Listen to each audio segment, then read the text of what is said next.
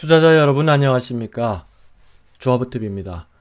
오늘 이 시간에는요, 미국 ETF 두 배 수익 프로젝트. 오늘 주제는 시장이 급락했지만 QQQ 매수 진행은 계속 유지하도록 하겠습니다. 그 이유에 대해서 한번 짚어보고요. 그리고 평균 매수 단가도 어제 5일 평균선만 추적했는데요. 시장이 바뀌었기 때문에 그에 맞게끔 정정하도록 하겠습니다. 자, QQQ 매수는 유지하는데 왜일까요? 그 이유는요. 바로 첫 번째는 여기 있습니다. 상승 1파가 강하면 3파동이 있다라는 기술적 분석 내용에 따른 것입니다. 자, 무슨 말씀이냐면 지금 지난 3월달 바닥을 짚고 올라설 때 아주 강하게 반등을 줬습니다. 이 정도는 누가 봐도 강하죠. 이렇게 강한 1파가 있으면요, 기술적으로 2파의 조정 이후에 강의 3파는 반드시 있다라는 그런 기술적 분석입니다. 이거는 확률이 굉장히 높고요, 신뢰성이 높은 그런 기술적 분석입니다. 네, 그 다음에는요, 두 번째는 거시경제 쪽으로 가보도록 하겠습니다. 자, 거시경제 쪽으로 보시면은 지금 보시는 그래프는 뭐냐면요, 미국의 정규직 고용수입니다. 자, 미국의 정규직 고용수는 왜 이걸 살펴보냐면 우리나라 한국 시장은 수출에 기반을 두고 있기 때문에 코스피 지수는 수출 곡선과 거의 궤를 같이 하고요. 미국 시장은요, 미국은 정규직 고용수의 그 궤를 같이 합니다. 그래서 한번 살펴보시면요, 자, 미국 지금 보시면 파란색 그래프는 미국의 정규직 고용수의 그래프인데, 이렇게 자, 팬데믹 때문에 빠졌다가 이제 회복해서 계속 상승 추세를 그려 나가고 있습니다. 자, 그리고 까만색 선은요, 미국의 주식 시장인데요, 등락을 거듭하지만은 궤를 같이 하고 움직이고 있죠. 자, 이 팬데믹 때 빠졌다가 다시 회복해서 가고 있다. 지금 중간에 살짝 빠진 상태입니다. 그렇지만 고용수가 지금 계속 상승하고 있죠. 그래서 이 궤를 같이 할 그런 모양새이기 때문에 1차적으로 이걸 한번 짚어보고 가는 것이고요. 자, 그 다음 미국의 임금 상승률과 그리고 임금 수준을 한번 살펴보도록 하겠습니다. 지금 보시는 좌측의 그림은요, 미국의 임금 수준입니다. 자, 미국의 임금 수준은 보시다시피 계속 상승 추세를 그리고 있죠. 자, 그 다음에 임금 성장률. 사람들이 이제 월급을 얼마나 더 많이 올려받느냐. 지금 최근에는 급등했다가 조금 이 상승률이 조정을 받고 있는데요. 여기서 주목할 거는요, 임금 상승률의 절대값입니다. 자, 절대값을 보시면은 임금 상승률이 9%가 넘습니다. 부럽죠. 우리는 내 월급 빼고는 다 오른다 그러는데 미국은 이렇게 임금 상승률이 9%를 넘고 있습니다. 참 부러울 따름입니다. 네, 그래서 여전히 높은 수준이네요. 자, 임금 수준이 올라간다는 것은 연봉이 올라가고 그들이 이렇게 주머니가 두둑해진다는 얘기겠죠. 그렇다면은 당연히 소비는 늘어날 것이고, 소비가 늘어나면은 기업의 실적 매출은 당연히 올라갈 것이고, 그러면 경기는 양호해지는 것입니다. 그래서 양호한 수준을 계속 유지할 것이고, 그러면은 당연히 주식 투자는 유효하다는 게 결론이죠. 그래서 저희는 지금 QQQ를 계속 매수하겠다는 것입니다. 자, 그럼 최근에 많이 나오는 얘기들이 장단기 금리 차가 역전되어서 그래서 경기 악화가 이어질 것이고 주식은 끝났고 이제 폭락장이 올 것이다라는 얘기를 많이 하고 있습니다. 너무 단편적인 것만 보고 얘기하는 것입니다. 뭐냐면 장단기 금리 역전, 장단기 금리라는 것은요, 금리는 크게 장기금리, 국채수익률 10년물 장기금리가 있고요. 그리고 2년물의 단기금리가 있습니다. 이 둘의 차이를 이 비율로 장단기 금리 차라고 얘기를 하고요. 과거의 흐름을 보면 그 역전이 났을 때, 즉 단기금리가 장기금리보다 더 많이 올라가기 시작한 그때로부터 약 1년에서 1년 반 정도 지나면은 어떤 이유로든지 경기 하강이 있었다라는 그 역사적 과거 흐름을 참조해서 그런 얘기를 많이 하고 있습니다. 자, 그렇다면 뭐 설령 그게 맞다 손 치더라도 방금 말씀드렸듯이 1년에서 1년 반, 길게는 2년 정도 이후에 주식시장에 어떤 하락세가 나타났어요.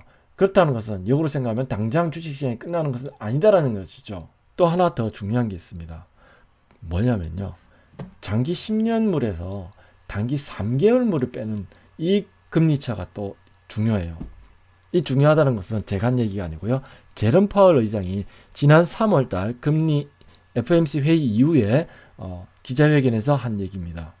자, 그래서 그러면은 10년 마이너스 3개월물 한번 비교를 해볼까요? 자, 여기서 제가 특이점을 하나 발견했어요. 이거 보고 굉장히 좀 재밌었습니다. 자, 위에 보시는 그래프는 10년에서 3개월물을 뺀 그래프이고요. 밑에는 10년물에서 2년물을 뺀 그래프입니다. 그래서 사람들은 밑에 이 그래프를 보고 얘기를 많이 하는데요.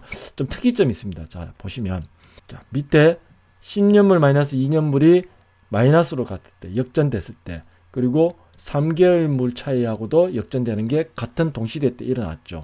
그래서 1900년도 초반에 경기 위축이 좀 왔었고요. 그리고 2000년대 초반에 단기 3개월물 차이, 그리고 2년물 차이, 이렇게도 같이 역전되는 현상이 같이 나타났습니다. 그래서 2001년에 뭐가 나타났죠? 네, 맞습니다. 닷컴 버블이 일어났죠.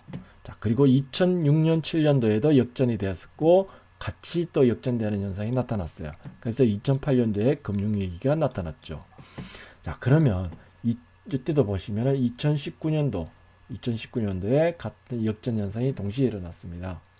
그래서 팬데믹이라는 좀 특이사항이 있지만 결국은 경기가 위축되긴 됐죠. 자, 그런데 말입니다. 지금 2022년도 현재 보면 상당히 금리가 역전됐어요. 10년 마이너스 2년물요. 10년 마이너스 3개월물은 상승 중에 있어요. 좀 특이하죠. 앞서 과거와 좀 특이한 양상을 지금 보이는 게 현재입니다. 장단기 금리차가 역전되긴 했는데 10년 마이너스 2년물은 역전이 됐지만 10년 마이너스 3개월물은 여전히 상승 중에 있습니다. 그러면 두 개의 엇박자가 나 있다는 거죠. 엇박자가 나 있다는 것은 과거 통계만 가지고는 장담하기 어렵다고 해석할 수 있고요. 그렇다면 어떻게 될까요? 일단은 지켜봐야 되겠습니다. 정말로 경기가 하강을 나중에 할지 안 할지. 그것도 1년 6개월 이후에 어떤 이유로 경기가 꺾어지는 현상이 나타날 수 있기 때문에 그거는 지켜봐야 알겠죠.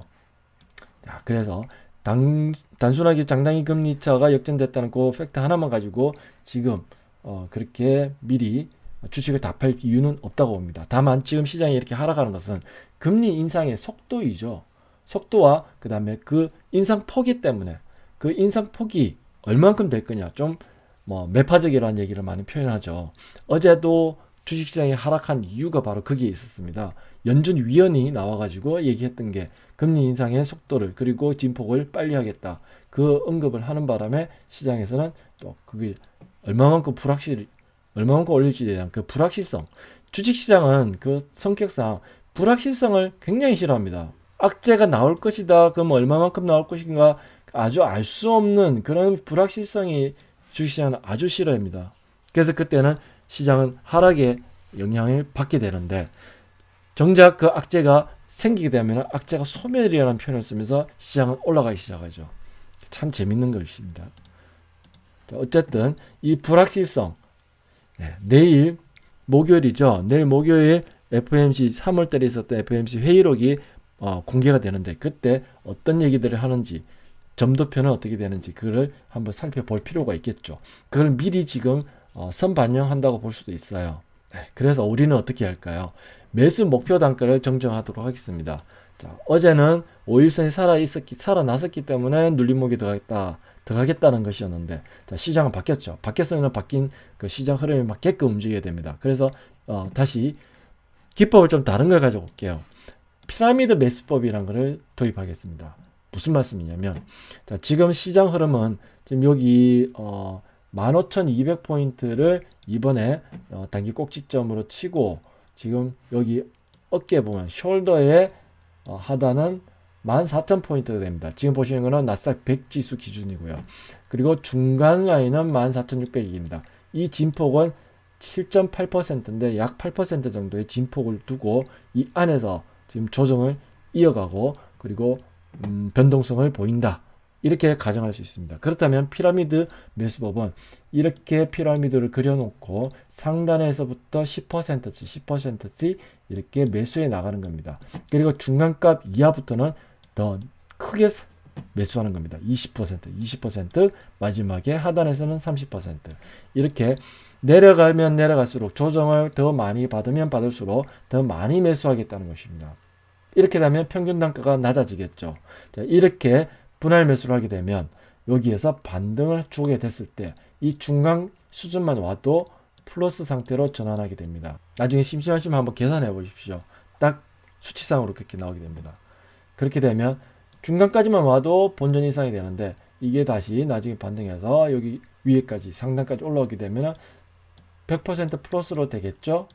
우리가 바라는 것은 이 정도 플러스가 아니라 여기서 기간 조정을 두고 다시 재상승했을 때 이때 큰 폭으로 상승되는 것을 우리는 노리는 것이고, 예정대로 역 헤드앤숄더로 계속 가게 된다면 우리의 목표는 올해 말 얼마만큼 최소 24%의 수익을 기대하고요. 그리고 내년에까지 이어가서 그렇게 해서 내년에도 24%, 그리고 또 그 다음 이렇게 계속 이어가면서 2배 수익을 내겠다는 게 우리들의 목표고 전략입니다. 자, 그대로 한번 진행을 해보도록 하겠습니다.